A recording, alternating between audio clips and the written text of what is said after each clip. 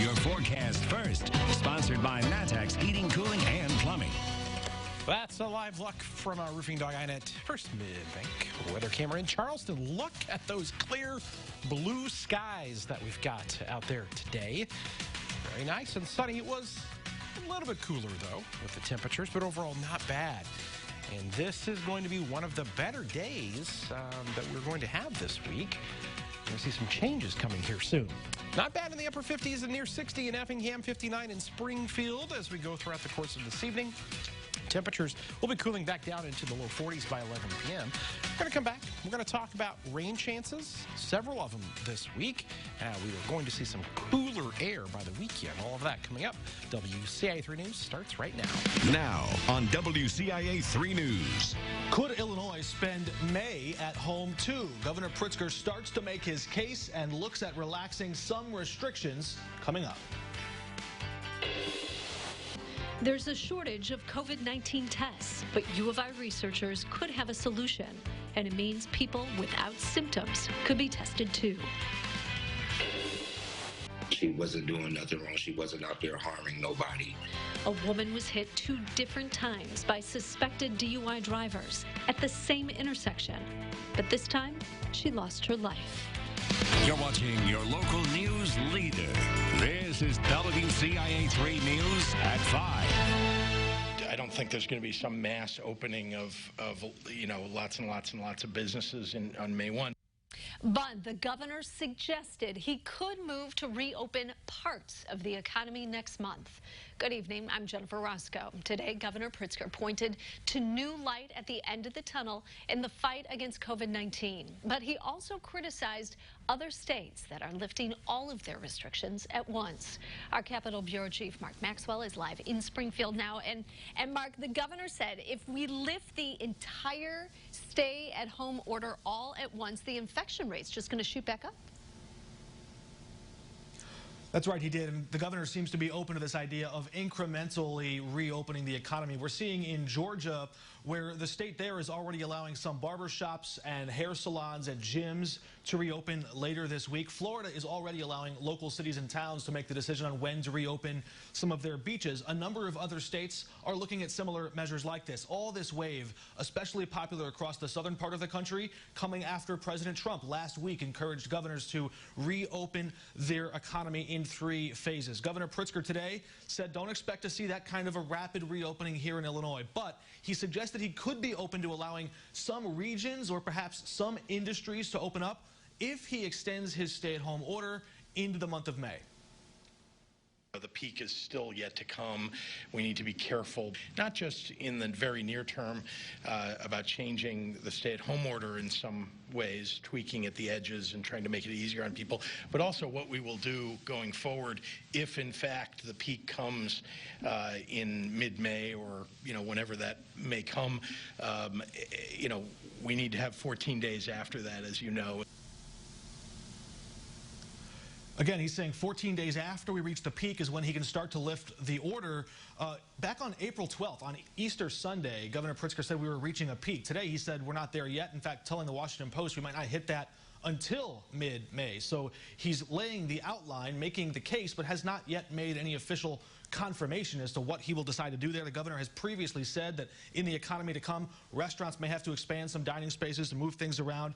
Asked about golf, he didn't answer that either. Said they're going to explain that and discuss that in the days to come, but he does want people to enjoy their summer. So they're looking at ways to relax some restrictions, not all. Those details still in the works. Jennifer? And Mark, on Twitter, you were really pushing for some data when he was talking about that we haven't reached the peak yet.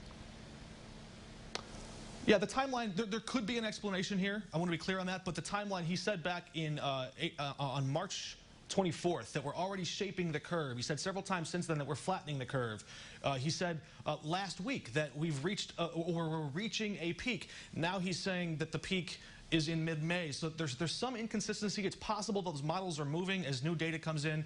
But we are looking for more explanations on that in the days to come. All right, when you get an answer on that, please let us know. Thank you so much. Public Health is out with new COVID-19 case numbers today. The state has added another 1,500 cases. 119 more people have died. That brings the total number of cases to more than 33,000.